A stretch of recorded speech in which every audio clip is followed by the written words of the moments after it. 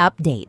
My ex, 26 male, dumped me in January after 9 years together because he didn't think I, 27 female, was wife material. Now he reached out wanting to talk because he needs to get something off his chest. I don't know why he doing this or if I should meet him. Original post. I was with my ex, who I'll call Nate, because if I'm being honest, minus betraying a friend, I was a Cassie. I don't want to go too much into the details, but for the last 9 years, I lost myself to Nate. He was my world. Everything I did was for him. I helped him through depression, helped get/keep his grades up, and even worked 2 jobs so he could focus on college when his parents disowned him for nearly 3 years because they didn't agree with the major or college he chose. Bear in mind, I was also a college student. When his parents started talking to him again and began to financially support him, we moved into a new apartment. Nate said he wanted me to quit my job. I didn't, because it was his turn to take care of me. For 16 months, everything was great. He spoiled me. Then I noticed he was more interested in his new friends. At times, he ignored me completely. Back in December, he did a 180 and love-bombed me the whole month. He really went out of his way to make Christmas magical for me. I honestly believed he was going to propose. On January 2nd, he made me my favorite dinner and gave this speech about me being his first love, how I'd been there since high school. I kept thinking, any minute now he's gonna ask me to marry him. But nope, he dumped me. As his speech went on, my world fell apart. And as much as he tried to sugarcoat it, he basically said, "You were a good girlfriend, but that's all you'll ever be to me, a girlfriend. I don't see you as my wife or the mother of my children, blah blah. You served your purpose. Now I don't need you anymore, blah blah. I need someone on my level, blah blah. You're a gold digger, blah blah. I'll give you 30 days to move out." I couldn't speak. He stared at me, looking for a response. I think this lasted 20 minutes before he said he'd sleep in the guest room, then left. Strangely, I didn't cry or get angry. I just ordered cardboard boxes online, then went to bed. The next day, I waited for him to leave the apartment before I left my room. Then I called my boss and asked, begged really, if I could transfer anywhere. She told me there wasn't anything, but if something came up in my department, she'd consider me.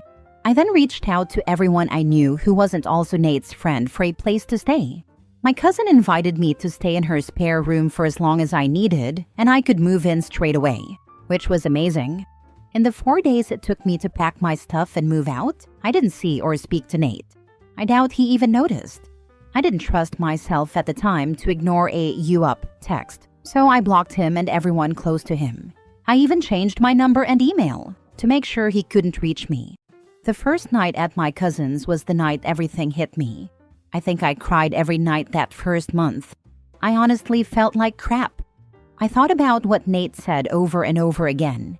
It made me feel so low, like I was nothing, that he only stayed with me because I was just there.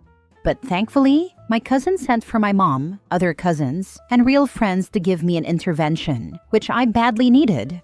I believe that first month, I wouldn't have made it without my cousin.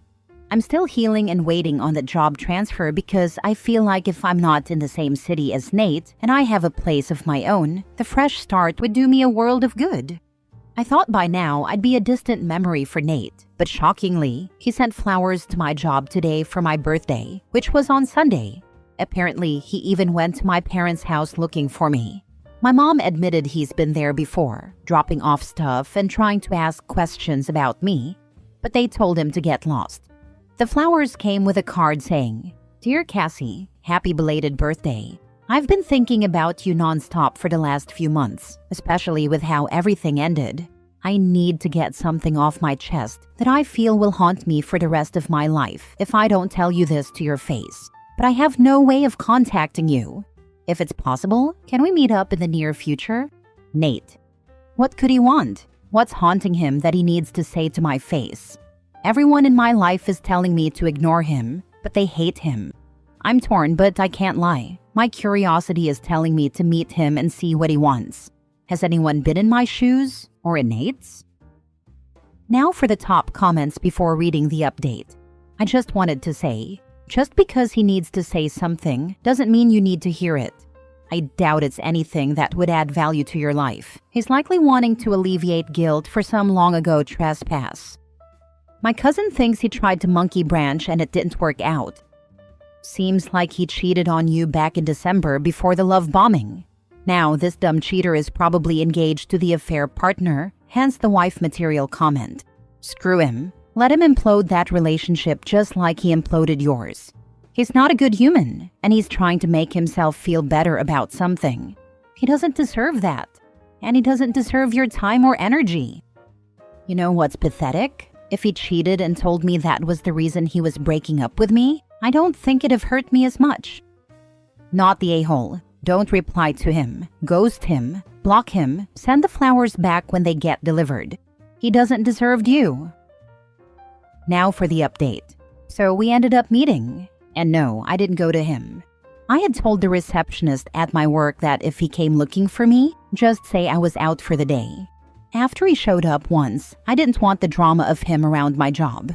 So Nate just kept going to my usual places, like the grocery store I go to every Saturday evening or the park I run at on Sunday mornings, his words, until he would eventually run into me. And he did, yesterday. He was waiting at the coffee shop I go to after my morning run. When I saw him, I tried to turn around and leave, but he kept calling me. So I thought to myself, if everything goes pear-shaped, a coffee shop would be safer than my walk home.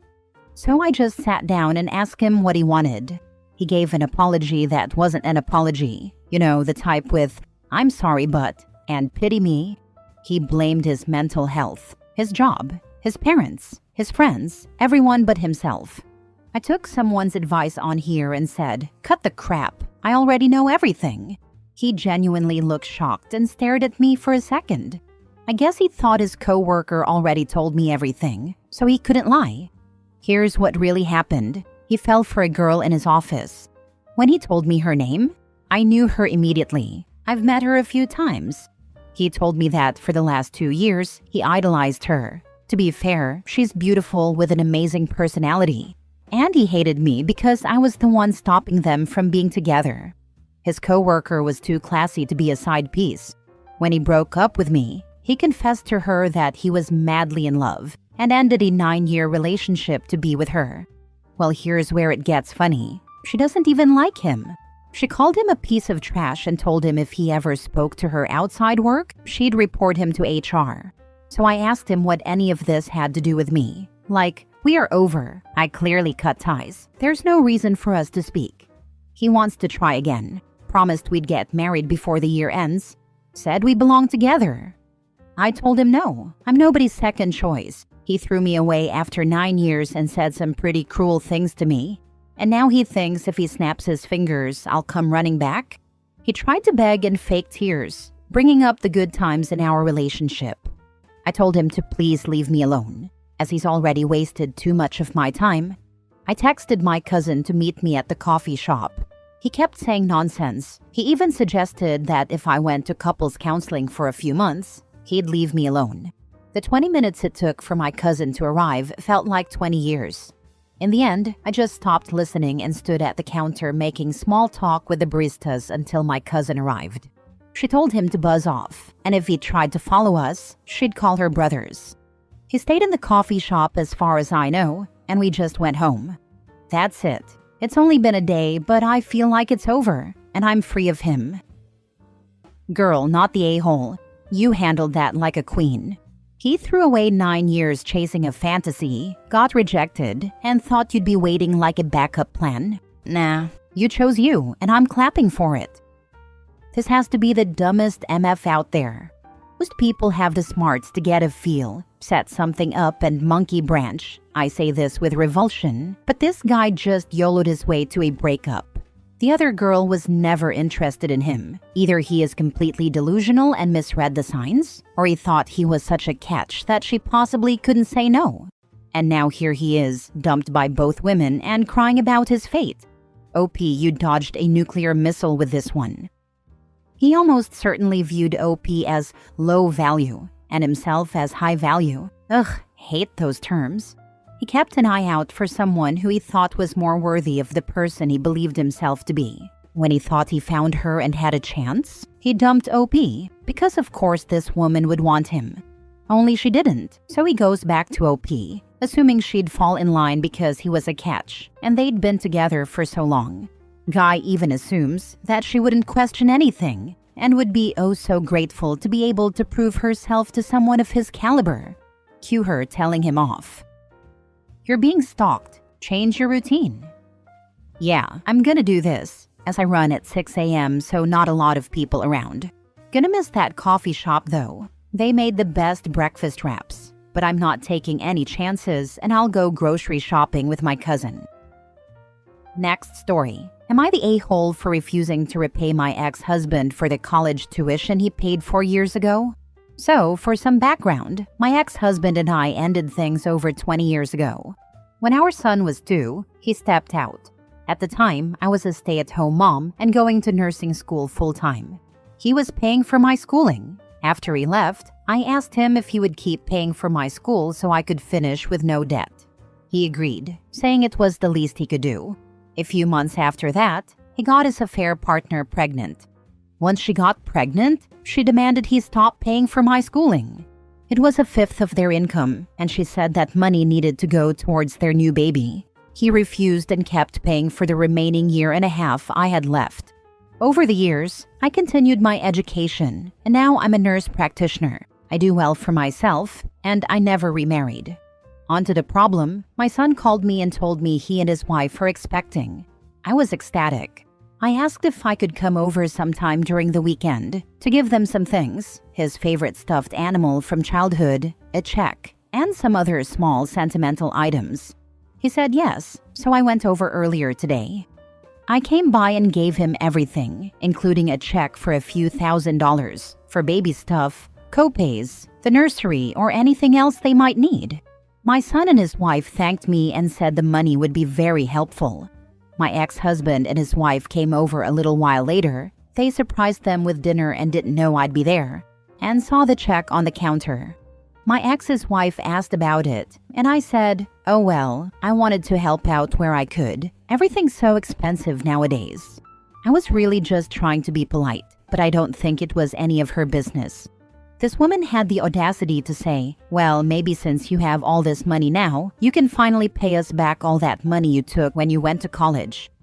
I was dumbfounded. My ex has literally never brought up me paying him back. He's always said it was the least he could do for both me and our son.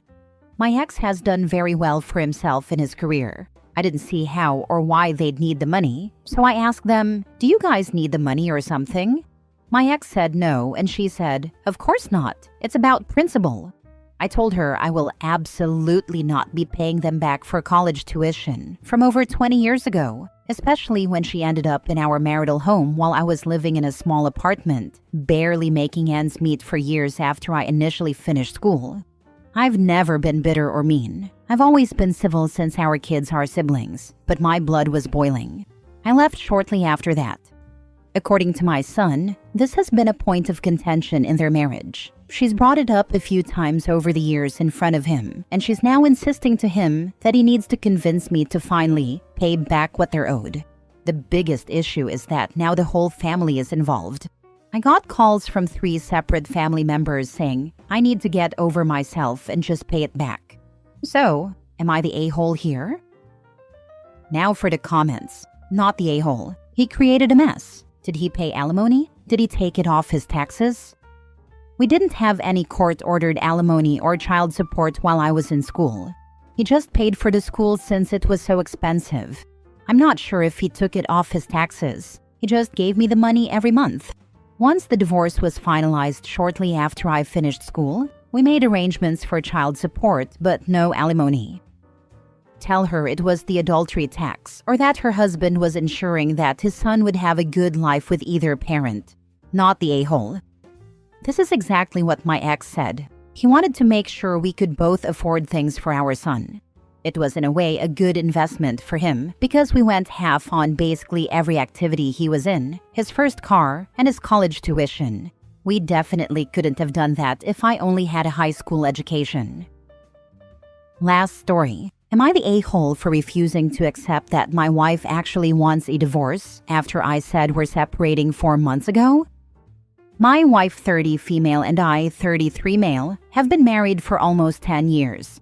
We have 2 kids, 5 and 3. I own a restaurant in our city, and she is an elementary school teacher. 4 months ago, we had a very explosive argument that ended with me saying that we should separate. I told my family that we were separating that day, and then she would not let me in our house. I've had to live with my parents, and she will barely let me see my kids. I have tried to be more involved with helping the kids with bedtime and such when she lets me, but she is so cold to me and doesn't seem to want me around. I have been begging her for us to go to couples therapy, but she doesn't seem to want to at all. I want to work on our marriage, and she doesn't. Fast forward to now, she wants a divorce. She has a lawyer and told me that I should get one. She says I have not been a good partner to her for years.